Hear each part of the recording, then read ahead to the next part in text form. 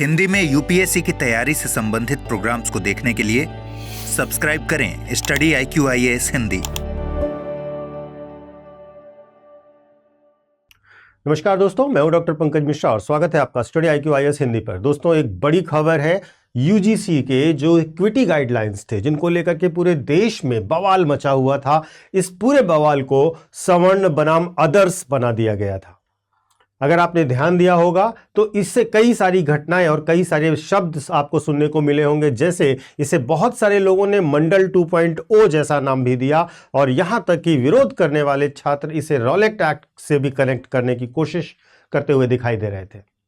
इसे मंडल 2.0 इसलिए कहा जा रहा था कि इसमें पहली बार इस गाइडलाइंस में ओबीसी को पीड़ित वर्ग में शामिल किया गया था और कई सारे अन्य प्रावधान भी थे जिन पर मैं आगे चर्चा करूंगा। लेकिन आज की और अभी की सबसे बड़ी अपडेट यह है कि सुप्रीम कोर्ट ने इस मामले पर स्टे लगा दिया है, इस रेगुलेशन पर स्टे लगा दिया है। देखिए, एक बहुत इंपॉर्टेंट और बेसिक सी बात समझिएगा कि क्या कोई यूनिवर्सिटी में समानता के नाम पर नियम लाए जाएं जो नियम अस्पष्ट हो, बहुत व्यापक हो और जिन्हें दुरुपयोग किए जाने की संभावना हो, तो क्या वे कोर्ट में या संविधान के दायरे में टिक भी सकते हैं क्या? और इसी सवाल पर सुप्रीम कोर्ट ऑफ इंडिया ने यूजीसी इक्विटी रेगुलेशंस 2026 पर एक अंतरिम रोक लगा दी है और आगे की सुनवाई के लिए डेट निर्धारित कर दी है। कोर्ट ने कहा है कि ये नियम बहुत वेग हैं, भ्रमात्मक हैं, बहुत स्वीपिंग हैं और मौजूदा कानूनों को ओवरराइड करने की कोशिश करते हैं। आज के इस वीडियो में मैं आपको यही बताने जा रहा हूं कि केस क्या है,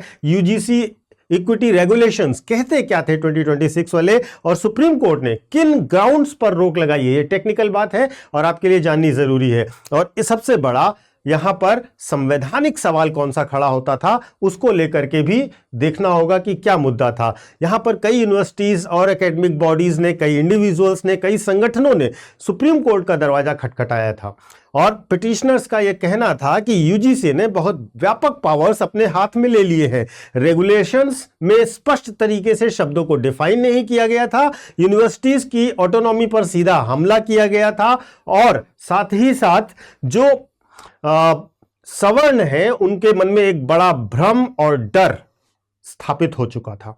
तो चीफ जस्टिस ऑफ इंडिया की बेंच ने सुनवाई के दौरान एक बहुत अहम बात कही। उन्होंने कहा कि prima facie these regulations appear वेग एंड ओवरली स्वीपिंग, यानी कि पहली नजर में ही ये नियम उन्हें संदेहास्पद लगे। तो शुरू करते हैं आज के वीडियो को और सबसे पहले मैं आपको अपने सोशल मीडिया हैंडल्स बता देता हूं। यूपीएससी मेंटोर पंकज सर के नाम से आप मुझे कनेक्ट कर सकते हो इंस्टा और टेलीग्राम पर।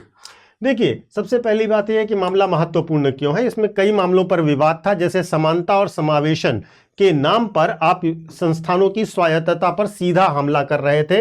विश्वविद्यालयों की चिंताएं थी, प्रोफेसर्स की चिंताएं थी और सवर्ण वर्ग की चिंताएं थी। नियामक शक्तियों का दायरा यूजीसी ने अपने हाथ में ले लिया था, यह एक बड़ा मुद्दा था और संवैधानिक सीमाओं का प्रश्न यहां पर खड़ा हो रहा था। इसलिए भी यह बहुत महत्वपूर्ण रूप से मामला बन रहा था, कोर्ट में जाने लायक वैलिड मामला बन रहा था और सुप्रीम कोर्ट ने संविधान के गार्जियन होने का कर्तव्य बहुत अच्छे से निभाया, इंटरप्रेटर होने का कर्तव्य भी बहुत अच्छे से निभाया। बेसिक तौर पर यूजीसी क्या है, एक संस्थागत भूमिका रखती है जहां पर उच्च शिक्षा के लिए इसे नियामक संस्था के तौर पर स्थापित किया गया है। सभी केंद्रीय और राज्य के विश्वविद्यालयों की इसकी पास निगरानी का व्यापक अधिकार है और शैक्षिक गुणवत्ता और मानकों का निर्धारण करने का काम भी यूजीसी करती है। इन ऑल यूजीसी इस तरीके से बनाई गई संस्था है। अब सवाल यह है कि आखिर यूजीसी इक्विटी गाइडलाइंस 2026 थे क्या, जिन पर इतना ज्यादा बवाल हो रहा था। तो देखिए, सबसे पहली बात, ऑफिशियली क्या उद्देश्य था यूजीसी गाइडलाइंस का। यूजीसी के अनुसार इन गाइडलाइंस का मकसद यह था कि हायर एजुकेशन में इक्विटी और इंक्लूजन को सुनिश्चित किया जाए, डिस्क्रिमिनेशन यानी भेदभाव को रोका जाए, जहां पर gender based, caste based, socio economic factors के आधार पर कोई भेदभाव ना हो और फेयरनेस की स्थापना की जाए। रेगुलेशंस में इन्होंने कई सारे इसके लिए प्रोविजंस किए थे, जो कि एक प्रकार से मैंडेटरी इक्विटी कंप्लायंसेस थे। और यहां तक आप ध्यान दीजिएगा, इस पर मैंने पहले भी एक वीडियो बनाया हुआ था जहां पर मैंने आपको बताया भी था कि इन रेगुलेशंस को ना मानने पर आपकी नैक रेटिंग घटा दी जानी थी, आपकी फंडिंग रोकी जा सकती थी। तो एक प्रकार से यहां पर ये मैंडेटरी प्रोविजंस बनाए गए थे, इंटरनल कमिटीज बनाई गई थी जिनको वाइड डिस्क्रिशनरी पावर्स दिए गए थे। अपने विवेक से वे कुछ भी निर्धारित कर सकते थे। तो यूजीसी को पावर जो मिली, जो यूजीसी को पावर दे कि गाइडलाइंस दे, कंप्लायंस कराए और एक्शन भी रिकमेंड करे, तो इस प्रकार से ये गाइडलाइंस बनाई गई थी। प्रॉब्लम कहां पर आती है? जब इक्विटी की डेफिनेशन की बात आई तो वहां पर appropriate action, equity, fair representation जैसे शब्द तो इस्तेमाल किए गए, लेकिन इनको स्पष्ट नहीं किया गया, इनको परिभाषित नहीं किया गया। पेनाल्टी शब्द, कॉन्सिक्वेंसेस शब्द, इस तरीके के बहुत सारे शब्द हैं जिन शब्दों की कोई स्पष्ट परिभाषा नहीं दी गई, जहां से शुरू होता है कॉन्स्टिट्यूशनल कॉन्फ्लिक्ट का मामला। तो देखिए यहां पर जो नियमों की प्रावधान है, सबसे पहली चीज है समानता अनुपालन के लिए अनिवार्य नीतियां और रिपोर्टिंग बनेगी, आंतरिक समितियां बनेंगी जो अनुपालन सुझाव और गुणवत्ता पैनल होगी, उसके ऊपर यूजीसी की निगरानी होगी जो समीक्षा, आदेश और विवेकाधीन कार्यवाही करेगी। सबसे महत्वपूर्ण, तो कानूनी चुनौती का कारण क्या बना, क्यों यह मामला सुप्रीम कोर्ट में जाने लायक बना? तो देखिए पहली बात वेगनेस ऑफ लॉ है, यानी कि अस्पष्ट कानून है। ठीक है, यहां पर सुप्रीम कोर्ट का पुराना प्रिंसिपल है कि a law must be clear, precise and predictable, लेकिन यहां नियम इतने ओपन थे कि इंटरप्रिटेशन पूरी तरीके से अथॉरिटी पर छोड़ दी गई थी, और इसीलिए सुप्रीम कोर्ट के चीफ जस्टिस ने भी कहा कि यह वेग है रूल्स। दूसरा, एक्सेसिव डेलीगेशन ऑफ पावर था, यानी कि कोर्ट ने खुद कहा कि यूजीसी ने खुद को लेजिस्लेचर भी बना लिया, एग्जीक्यूटिव भी बना लिया और रेगुलेटर भी बना लिया। तीनों ही खुद ही भूमिका यूजीसी ने खुद के लिए निर्धारित कर ली। तो सवाल उठता है कि क्या डेलीगेटेड लेजिस्लेशन यानी प्रत्यायोजित विधायन इतना ओपन भी हो सकता है क्या? तीसरा, यूनिवर्सिटी ऑटोनॉमी बनाम रेगुलेशन का मामला आया। हायर एजुकेशनल इंस्टीट्यूशन का एक कोर प्रिंसिपल होता है कि ऑटोनॉमी ऑफ यूनिवर्सिटीज होनी चाहिए, यानी कि विश्वविद्यालयों में शैक्षिक स्वायत्तता होनी चाहिए। लेकिन पिटिशनर ने कहा, जिन लोगों ने इसके खिलाफ कोर्ट गया, उन्होंने कहा कि यूजीसी का नियम यूनिवर्सिटी के एडमिनिस्ट्रेशन, एडमिशंस और इंटरनल गवर्नेंस में सीधा सीधा हस्तक्षेप कर रहे हैं।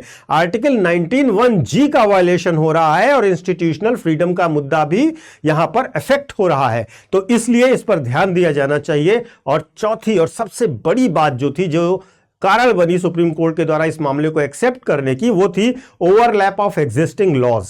यानी कि सुप्रीम कोर्ट ने यह भी नोट किया कि पहले से मौजूद थे यूजीसी के रेगुलेशन 2012 के, 2012 के, इसके साथ साथ एंटी डिस्क्रिमिनेशन लॉज देश में मौजूद हैं, इसके साथ साथ कॉन्स्टिट्यूशनल सेफगार्ड 14, 15, 16 आर्टिकल अवेलेबल हैं।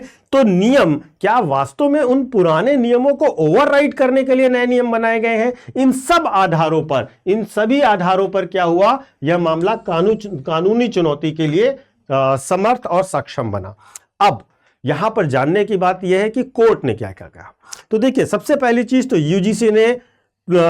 सुप्रीम कोर्ट ने यूजीसी इक्विटी रेगुलेशन 2026 पर स्टे लगा दिया, कहा इनको अभी इंप्लीमेंट मत कीजिए, फिलहाल वर्ष 2012 वाले नियम ही एज इट इज लागू रहेंगे। सेंटर और यूजीसी को नोटिस जारी की है और अगली सुनवाई की तारीख तय कर दी है। यहां पर महत्वपूर्ण रूप से ऑब्जर्वेशन कोर्ट का यह था कि such broad and vague regulations can lead to misuse, यानी कि यह सिर्फ पॉलिसी का नहीं, रूल ऑफ लॉ का भी मामला था। और यहां पर जो मुद्दे थे, सबसे पहला मुद्दा कानून की अस्पष्टता का था, जहां स्पष्टता आवश्यक है, पूर्वानुमानियता होनी चाहिए और मनमानी रोकथाम से बचना चाहिए। दूसरा, अत्यधिक प्रत्यायोजन दे दिया गया था, डेलीगेशन बहुत ज्यादा था। वास्तव में यूजीसी ने कई सारी शक्तियां स्वयं में निहित कर ली, तो शक्ति के पृथक्करण के सिद्धांत का पूरी तरीके से उल्लंघन हुआ। तीसरा बड़ा मुद्दा विश्वविद्यालय की स्वायत्तता, जो मैंने आपको बताई, यहां पर शैक्षणिक स्वतंत्रता के साथ साथ नियामक संतुलन होना चाहिए था और संस्थागत स्वतंत्रता की भी बात होनी चाहिए थी, जो पूरी तरीके से मिस हो गई। और चौथा, जो ओवरलैपिंग ऑफ लॉज कर रहा है, जहां पर यूजीसी रेगुलेशन 2012 पहले से मौजूद है, 14, 15, 16 का उल्लंघन और नए नियम किसी भी तरीके से अनुपालन बोझ को बढ़ा ही रहे थे। तो सर्वोच्च न्यायालय ने बहुत ही क्लियरली जो कहा वह यह है कि भाई देखिए 2026 के ये नियम अब लागू नहीं होंगे, नोटिस जारी कर दी है। कोर्ट ने इसे अस्पष्ट नियम भी माना। क्यों? क्योंकि इन नियमों की मनमानी व्याख्या की जा सकती है, आप अपने मन से इसकी व्याख्या कर सकते हो। चयनात्मक प्रवर्तन का खतरा, यानी कि किसी पर टारगेटेड आप इसको लागू कर सकते हो, क्योंकि यहां पर यह भी कहा गया था कि आप केवल फील होने पर भी आप डिस्क्रिमिनेशन की शिकायत कर सकते हो। और कानूनी निश्चितता का अभाव था और साथ ही साथ न्यायिक उपचार कठिन था, आपके पास जुडिशियल रेमेडी के भी ऑप्शंस बहुत कम थे। तो इस प्रकार यह निर्णय बहुत महत्वपूर्ण है। अगर हम इसके संवैधानिक महत्व को देखें तो यहां पर विधि का शासन स्थापित किया गया, न्यायिक समीक्षा के शक्ति का प्रयोग किया गया और समानुपातिकता का नियम भी माना गया कि नियामक शक्तियां संवैधानिक शक्तियों के भीतर ही काम कर सकती हैं, उनसे बाहर जाकर काम नहीं कर सकती हैं। इस पूरे घटनाक्रम और इस निर्णय के बाद यूपीएससी की मुख्य परीक्षा के लिए अगर आप देखें तो डेलीगेटेड लेजिस्लेशन आपको समझना चाहिए, प्रत्यायोजित विधायन एक बड़ा कीवर्ड मिलता है, एजुकेशनल गवर्नेंस जहां पर यूजीसी की भूमिका और विश्वविद्यालय स्वायत्तता का मुद्दा, नियामक अतिक्रमण जहां पर शक्तियों के दुरुपयोग और संवैधानिक सीमाओं का मामला बनता है, और न्यायिक समीक्षा, मौलिक अधिकारों की सुरक्षा में न्यायपालिका की भूमिका। इन 4 कोर एरियाज में यूपीएससी जीएस पेपर 2 में आपको यह टॉपिक कनेक्ट करते हुए मिलेगा। फाइनली अगर हम कहें तो नीति बनाम विधि के शासन का मामला है जहां पर संवैधानिक संतुलन स्थापित किया गया है। सामाजिक न्याय का लक्ष्य हमारे संविधान ने निर्धारित किया है, यह हमारे संविधान का कोर है, लेकिन इसके अपनी कानूनी सीमाएं हैं और मूल सिद्धांत जो है वो संविधान को कानून की स्पिरिट में भी लागू करना है, और यहीं पर यह पॉइंट मिसिंग था। तो ध्यान रखिएगा कि सर्वोच्च न्यायालय ने इक्विटी को नहीं खत्म किया है बल्कि अस्पष्ट नियमों को रोका है। न्याय स्पष्टता और संवैधानिक मूल्यों की एक प्रकार से इस देश में जीत हुई है सुप्रीम कोर्ट के इस निर्णय के द्वारा। अब एक छोटा सा अनाउंसमेंट उन बच्चों के लिए जो वर्ष 2027 या 2028 के लिए यूपीएससी की तैयारी कर रहे हैं, उनके लिए हमारा जीएस का बैच प्रतिज्ञा लॉन्च हो रहा है, और इस बैच में 31 जनवरी तक अगर आप एडमिशन लेते हैं तो आपको एक बहुत बड़ा डिस्काउंट दिया जा रहा है, 77% फीस में ऑफ दिया जा रहा है। और एक और चीज है जो आपको डबल वैलिडिटी दी जा रही है, मतलब अगर आप 1 ईयर का कोर्स लेते हैं तो आपको वैलिडिटी 2 ईयर की मिलेगी, असेस सारी चीज़ों का 2 ईयर का मिलेगा, क्लासेस रेगुलर आपकी ऑनलाइन होंगी, आपको बुक्स का सेट दिया जाएगा, आपको study material, notes, hand written notes, mentorship के साथ साथ बहुत सारी स्कॉलरशिप दी जाएंगी। इन सारी डिटेल्स को आप हमारे डिस्क्रिप्शन बॉक्स में दिए गए लिंक पर जाकर के या हमारे ऐप या वेबसाइट पर जाकर के भी देख सकते हैं, डेमो क्लासेस भी देख सकते हैं। साथ ही साथ ये बैचेस हिंदी, इंग्लिश और इंग्लिश में मौजूद है, तो आप किसी भी भाषा में इसको ज्वाइन कर सकते हैं।